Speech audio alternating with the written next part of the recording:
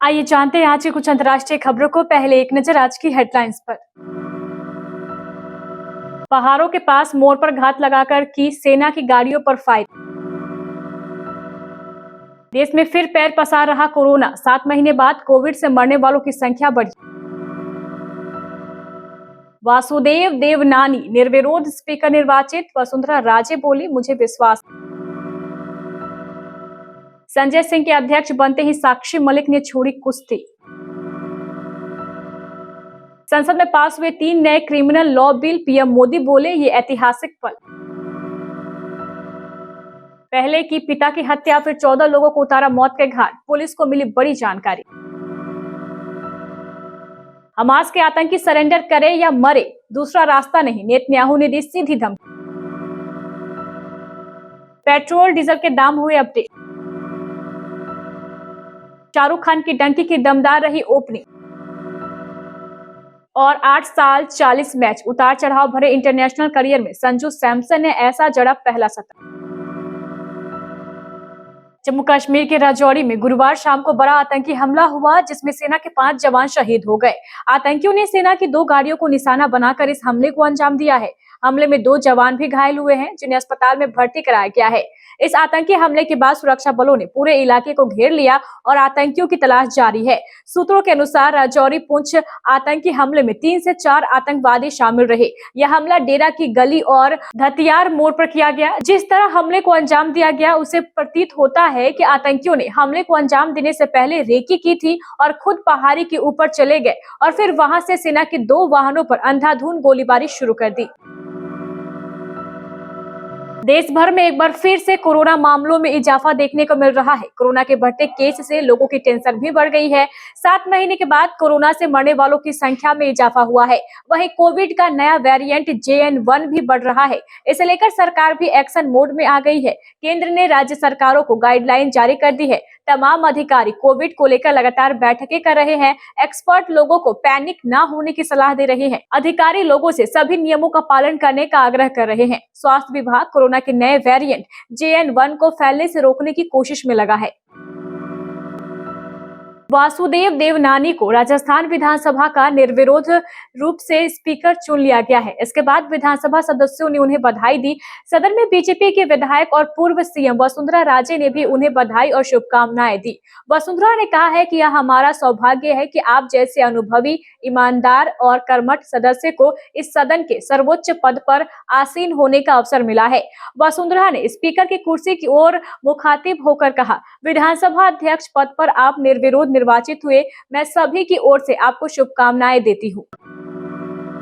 सांसद बृजभूषण शरण सिंह के करीबी संजय सिंह गुरुवार 21 दिसंबर को भारतीय कुश्ती महासंघ के नए अध्यक्ष बन गए। संजय सिंह के फेडरेशन चीफ बनते ही पहलवान साक्षी मलिक ने कुश्ती त्यागने का ऐलान कर दिया। उन्होंने आरोप लगाया है कि संजय सिंह बृजभूषण बिजनेस पार्टनर है। वहीं संजय सिंह ने अपनी बड़ी जीत के बाद मीडिया से कहा है कि यह देश के उन हजारों पहलवानों की जीत है जिन्होंने पिछले 7 से 8 महीनों में नुकसान उठाया है। फेडरेशन के भीतर राजनीति के बारे में पूछे जाने पर संजय ने कहा, हम राजनीति का जवाब राजनीति से और कुश्ती का जवाब कुश्ती से देंगे। 3 नए क्रिमिनल लॉ बिल, भारतीय न्याय संहिता विधेयक 2023, भारतीय नागरिक सुरक्षा संहिता विधेयक 2023 और भारतीय साक्ष्य विधेयक 2023 लोकसभा से पास होने के बाद राजस्थान से भी पास हो गया, राज्यसभा से भी पास हो गया है। इन बिलों के पास होने पर पीएम मोदी ने कहा है कि यह विधेयक औपनिवेशिक युग के कानूनों के अंत का प्रतीक है। अब सार्वजनिक सेवा और कल्याण पर केंद्रीय कानूनों से एक नए युग की शुरुआत होती है। ये विधेयक संगठित अपराध, आतंकवाद और ऐसे अपराधों पर कड़ा प्रहार करते हैं जो प्रगति की हमारी शांतिपूर्ण यात्रा की जड़ पर हमला करते हैं। इनके माध्यम से हमने देशद्रोह की पुरानी हो चुकी धाराओं को भी अलविदा कह दिया है। पीएम मोदी ने कहा है कि भारतीय नागरिक सुरक्षा संहिता 2023, भारतीय न्याय संहिता 2023 और भारतीय साक्ष्य अधिनियम 2023 का पारित होना हमारे इतिहास में एक महत्वपूर्ण क्षण है। पराग से एक हैरान कर देने वाली घटना सामने आई है। यहाँ चार्ल्स यूनिवर्सिटी के एक स्टूडेंट ने 14 लोगों को मौत के घाट उतार दिया और 20 लोगों को घायल किया। इससे पहले आरोपी ने अपने पिता की गोली मारकर हत्या की थी। यह मामला गुरुवार को पेश आया। पुलिस ने आरोपी की पहचान 24 साल के डेविड कोजक के तौर पर की है। हालांकि पुलिस ने जन पलास स्क्वायर में वतवावा नदी के पास मौजूद इमारत में गोलीबारी के संभावित मकसद के बारे में ज्यादा जानकारी नहीं दी। चेक गृह मंत्री वीटी राजकुसन ने कहा है कि जांचकर्ताओं को किसी चरमपंथी विचारधारा या समूह से जुड़े होने का संदेह नहीं है। डेविड कोजाक प्राग के चार्ल्स यूनिवर्सिटी में पुलिस इतिहास की पढ़ाई कर रहा था। प्राग पुलिस प्रमुख मार्टिन वेद्रोसेक ने हमलावर को बेहतरीन स्टूडेंट बताया जिसका कोई आपराधिक रिकॉर्ड नहीं है। इजराइल और हमास का युद्ध पिछले 2 महीनों से चल रहा है। इस बीच पीएम बेंजामिन नेतन्याहू ने एक बार फिर हमास के खात्मे की बात कही है। नेतन्याहू ने गुरुवार को कहा है कि इजरायली डिफेंस फोर्स को हर हाल में हमास को खत्म करने का अपना मिशन पूरा करना होगा। इस बयान के जरिए नेतन्याहू ने एक बार फिर युद्ध रोकने की सभी कोशिशों को पीछे धकेल दिया है। वहीं दूसरी बार बंधकों से जुड़ी बातचीत लड़खड़ाती हुई दिख रही है क्योंकि इजराइल और हमास दोनों ही युद्ध विराम पर सहमत नहीं हुए। नेतन्याहू ने एक वीडियो संदेश में कहा, हम जीत तक लड़ रहे हैं।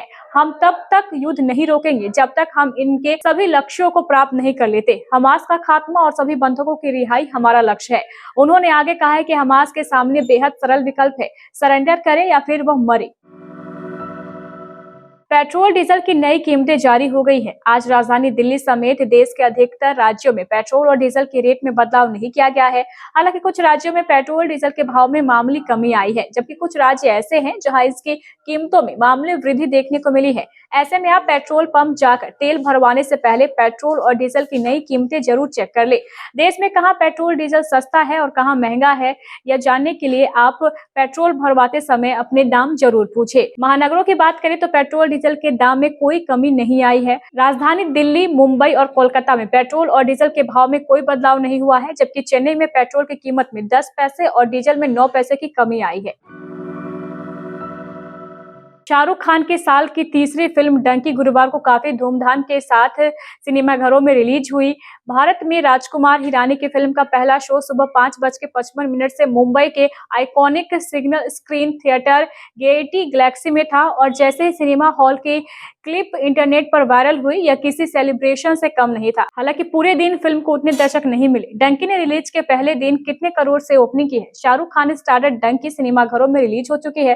फिल्म का रिलीज से पहले ही दिन दर्शकों में काफी क्रेज था और जैसे ही ये फिल्म थिएटर्स में पहुंची, वैसे ही इसे देखने के लिए पहले ही दिन खूब दर्शक पहुंचे। हालांकि वीकडेज होने की वजह से फिल्म को सिनेमाघरों में बहुत ज्यादा फुटफॉल नहीं मिला। वहीं अब अगर डंकी के पहले दिन की कमाई की बात करें तो यह करोड़ों में है।